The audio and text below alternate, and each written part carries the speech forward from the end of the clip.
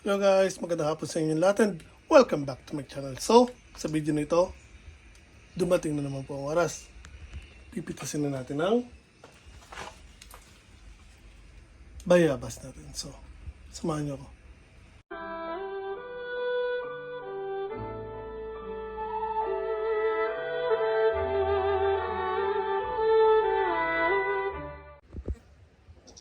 Okay guys, so bago natin pitasin ang bayabas natin, bigyan ko lang po kayo ng konting info. So, ito po yung pitasin natin. So, mula po nang naging bulaklak ito, nung lumabas siya, at up to now, inabot po siya ng 3 months. And kung mapapansin nyo, ito po isa, hindi po sabay-sabay ang labas ng bulaklak ng bayabas ko. So, meron na akong pitasin, meron pa akong maliit dito, at meron pa rin ako mga lumalabas na mga bulaklak. So again, bayabas po mula bulaklak hanggang sa araw po ng pagpitas natin dito sa Japan. Inabot po sila ng 3 months. Pero again, continuous pa rin po nagbubulaklak or naglalabas ang bayabas natin or puno natin ng bayabas ng bagong mga bunga. So tulad dito, and any day now, pwede na rin po natin siyang pitasin or silang pitasin. Meron pa rin po dyan. Ito yun, oh. Dami po actually dyan bunga. Meron din po tayo dito. Ayan. Ito yung po malaki. Marami pa rin po tayo sa taas. Tulad po ng mga yan, oh.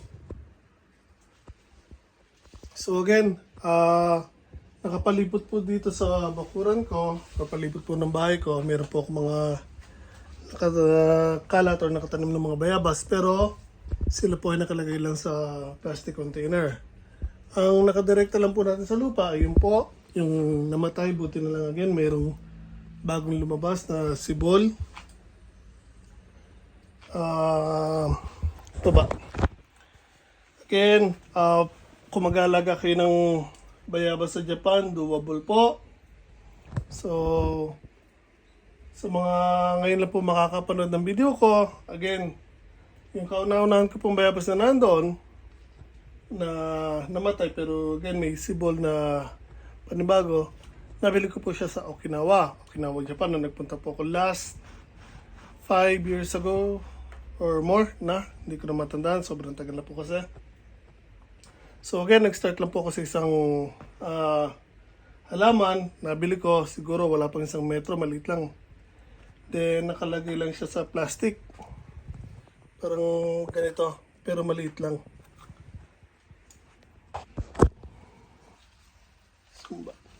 Ayan, parang sa ganito lang kalaki na plastic. Nabili ko sa Okinawa. So pinaka-cubing ko siya or mail.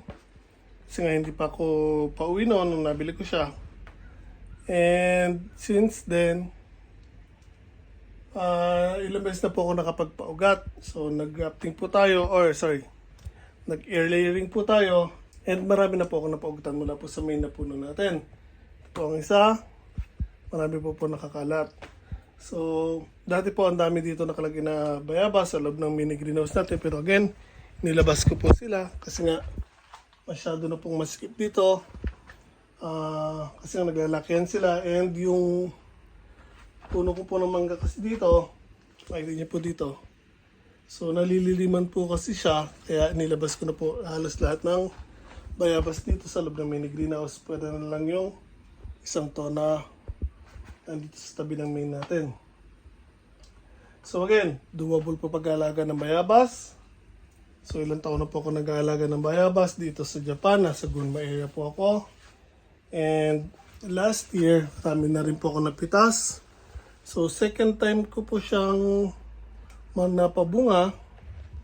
So this is my second season para mapabunga po mga bayabas ko.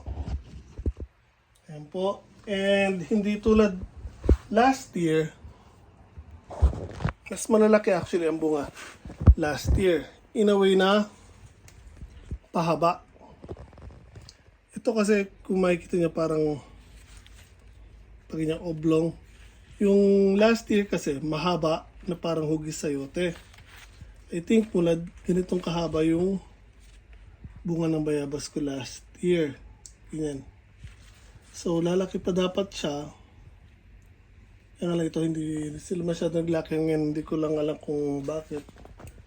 Pero tulad lang naman last year ng pag-aalaga ko, ganun lang din naman mga binigay kong mga amendments. Siguro dahil lang sa last year bagong lipat sila sa plastic container and bago yung mga lupa nila. Pero aside from that, yung mga amendments na binibigay ko or nilalagay ko sa kanila, same lang po. So, kung meron po kayong mga katanungan bago natin pitasin ang bayabas natin, huwag po kayo magdalawang isip na mag-leave po ng comment sa comment box. Sasagutin po natin yan pag nabasa po natin agad. And so, without further ado, pitasin na po natin ang bayabas natin.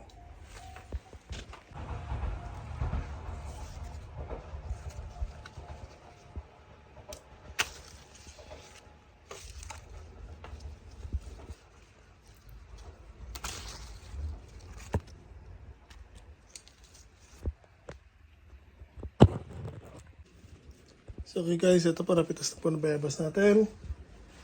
And tutusin itong isang na to. Pwede na rin pong tusin. Iwanan po muna natin yan.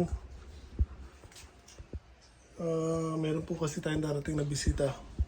A couple of days, so nag-request tirahan natin ng bayabas. Although marami po tayong bayabas dito sa paligid.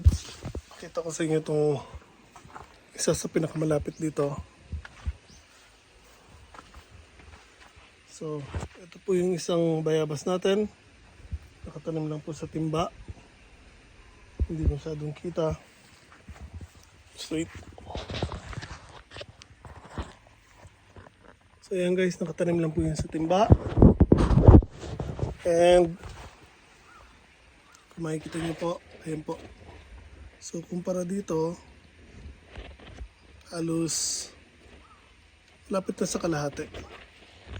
And marami pa po siya dyan sa taas ng mga bagong bunga.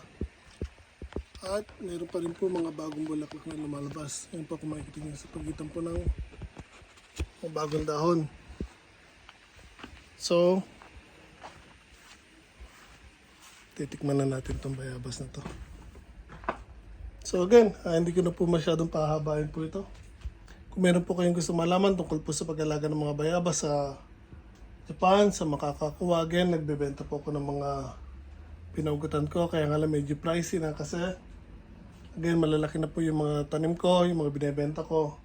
Nailipat ko na po kasi sila sa mga malalaking plastic container. So medyo tumaas ng presyo ko and malalaki po sila. Plus, namumunga na po sila. So, kung makukuha niyo po siya or bibili niyo, 100% po mapapakinabangan niyo na po yung bayabas. Hindi po kayo matatakot na maaari po sila mamatay kasi again, buhay na po sila bago sila ibenta. So, again,